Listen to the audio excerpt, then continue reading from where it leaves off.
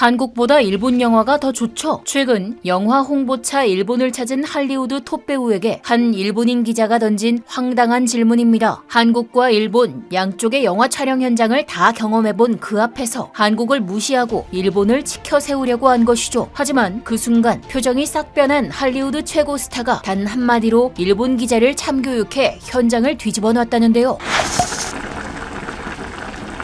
얼마 전 일본 연예계에서 대형 사고가 터졌다는 소식입니다. 일본의 유명 희극 배우 유리앙 레트리버가 프로레슬러 역을 맡아 TV 드라마를 촬영하던 도중 뇌손상을 당하는 일이 발생한 것인데요. 그녀는 현장에서 머리 내동댕이 연기만 100번 넘게 반복했다고 합니다. 해당 장면 초반부터 머리에 통증을 느꼈지만 말하지 않고 촬영을 계속한 것으로 보이는데요. 배우가 아프다는 말조차 못하는 업계 분위기도 문제지만 현역 프로레슬러한테도 부담이 큰 과격한 동작을 아무런 안전 대비 없이 진행하는 촬영 현장에 대해 일본 안팎으로 후진국 방식이라는 비판이 잇따르고 있습니다. 이번 사건이 워낙 큰 사고이다 보니 조명받고 있지만 아마추어급인 일본 촬영 현장에서 사실 이런 일이 벌어지는 건 하루 이틀이 아닙니다. 그런데 이러한 현실에도 우물안 개구리 일본은 정신 못 차리고 한국 영화계와 자신들을 비교하고 있는데요. 이것이 단적으로 잘 드러나는 일화가 있습니다. 한국보다 일본 촬영 현장이 더 좋지 않나요? 한 일본인 기자가 할리우드 인기 영화배우 제이크 질레날에게 답정너 질문을 던졌던 것입니다. 당시 제이크 질레날은 스파이더맨 월드 프로모션을 위해 한국을 먼저 방문한 뒤 일본을 찾은 상황이었는데요. 앞선 한국 일정을 의식했던 것인지 일본인 기자는 영화 시사회장에서 스파이더맨도 그렇고 옥자도 그렇고 국제적인 제작진들과 함께 작업을 많이 하셨다고 들었는데 한국과 일본 양쪽 촬영을 겪어보신 소감을 듣고 싶습니다. 라며 이어서 한국보다는 일본 영화 촬영 현장이 더 편하지 않았냐며 원하는 대답을 유도했죠. 하지만 이 일본인 기자는 옥자를 언급하면 안 됐습니다. 봉준호 감독의 열정 팬 제이크 질레나를 잘못 건드렸던 것인데요. 한국 스태프들과 함께 일한 것은 최고였습니다. 하나같이 정말 재능이 뛰어나거든요. 특히 봉 감독님은 같이 일해본 재능 있는 분들 중 한 분이시죠. 그냥 천재예요. 그런데 사람이 친절하기까지 해요. 라고 답변한 제이크 질레날. 갑자기 이야기가 봉준호 감독 찬양으로 바뀌면서 끝도 없이 이어졌습니다. 중간에 말을 자르지도 못하고 듣고 있는 일본인 기자의 망연자실한 표정에 자신이 너무 투머치 토커였음을 뒤늦게 깨달은 제이크 질레날은 봉 감독님 얘기만 나오면 나도 모르게 그만이라고 머쓱하게 말을 끝맺어 현장은 웃지 못할 상황으로 마무리되었다고 합니다. 한국을 교묘하게 깎아내리고 일본 칭찬을 들으려 했다가 오히려 본전도 못 건진 상황. 그런데 사실 제이크 질레날뿐만 아니라 한국 영화 촬영 현장을 겪어본 할리우드 배우들은 하나같이 입을 모아 극찬합니다. 이제 봉준호 감독의 페르소나가 된 틸다 스윈튼도 그와 일해본 경험에 대해 제가 꿈꿔왔던 것 훨씬 그 이상이에요. 놀랍도록 영화에 관한 모든 것을 완벽히 세팅하고 준비가 잘 되어 있어요. 그러면서도 모든 사람들이 프레임 안에서 자유로운 시간을 가질 수 있어요. 봉준호 영화의 모든 여정이 저에게는 최고의 파티에 참여하는 기분이에요. 라고 말한 바 있죠. 미국의 유명 배우이자 영화 감독인 에드 해리스 역시 세트장에 봉 감독이 나타나면 그곳은 마치 봉준호 월드 같아요. 그가 디렉팅을 어떻게 할지 이미 다 계획되어 있거든요. 그런데도 타인의 의견을 들으면서 어떻게 진행할지 방향성에 확고한 신념이 있어요. 같이 일할 때 즐거운 사람입니다. 라고 말했죠. 이들의 말에는 주목할 만한 공통점이 있는데요. 봉준호 감독의 사람 됨됨이에 대해 칭찬하는 한편 그의 지휘 아래 돌아가는 한국의 영화 제작 시스템을 인정하고 있는 것입니다. 한국 영화는 촬영할 때 미리 준비된 철저한 계획에 따라 세트장 안의 모든 것들이 효율적으로 돌아가죠. 동시에 그 안에 참여하는 사람들 한 명 한 명의 의견이 반영되어 더욱 높은 퀄리티의 결과물이 나옵니다. 할리우드가 놀라는 한국 영화 촬영 시스템은 크게 두 가지로 나뉘는데요. 첫 번째는 스토리보드를 전부 그려서 촬영에 들어간다는 점입니다. 미국의 경우 주요 장면만 그리고 나머지는 각자 알아서 하라는 방식으로 돌아가는데요. 심지어 마블 영화는 쪽대본으로도 유명하죠. 스포 방지를 위한답시고 배우들에게 어떤 장면인지 알려주지도 않고 연기를 시킵니다. 그러나 한국은 다르죠. 일례로 할리우드 배우들에게 박찬욱 감독은 영화 전체를 스토리보드로 그리시는 분이다 라고 소개를 하면 모두가 놀랐다고 합니다. 그의 영화 스토커에서 주연을 맡았던 미아 와시코브스카는 촬영 시작 전에 모든 이미지와 디테일을 보여주셨는데 굉장히 섬세했고 많은 은유와 상징을 활용해서 설명해 주셨어요. 또 배우들의 생각이 어떤지 이야기 나눠서 반영해 준 것도 좋았죠. 멋진 작업이었어요. 라고 호평했죠. 봉준호 감독의 설국열차를 찍은 크리스 에반스 또한 보통은 한 장면을 찍을 때 여러 각으로 몇 번씩 찍고 나중에 편집자가 알아서 컷을 짜맞추거든요. 그런데 봉 감독은 스토리보드가 머릿속에 다 있는 데다 편집까지 벌써 다 정해놓고 있더라고요. 기가 막힙니다. 급이 다른 천재예요. 이건 집을 지으면서 못 한 포대 달라는 게 아니라 못이 53개 필요하다 라고 말하는 거나 마찬가지예요 라면서 존경심을 내비쳤습니다. 두 번째, 한국 영화 촬영 시스템의 특별한 점은 현장 편집이라고 하는데요. 영화 촬영 현장에서 방금 촬영한 장면을 이전 장면과 연결하는 작업이죠. 한국 영화계에서는 현재 일반적인 시스템이지만 할리우드에서는 전혀 사용하지 않고 촬영이 모두 끝난 다음 따로 편집합니다. 김지훈 감독이 할리우드에서 작업했을 때 미국인들은 현장 편집이 왜 필요한지 모르겠다고 납득을 못하다가 막상 촬영장에서 현장 편집을 보더니 급 태세 전환을 했다는데요. 특히 손도 빠르고 편집감도 뛰어난 양진모 기사가 간단한 사운드나 특수 효과 같은 걸 바로바로 붙여서 보여주니 모니터를 체크하러 왔던 포레스트 휘테커는 방금 자기가 찍은 장면이 편집돼 있는 걸 보고서 이거 완전 미쳤어, 정말 굉장해 라며 그 자리에서 양진모 기사를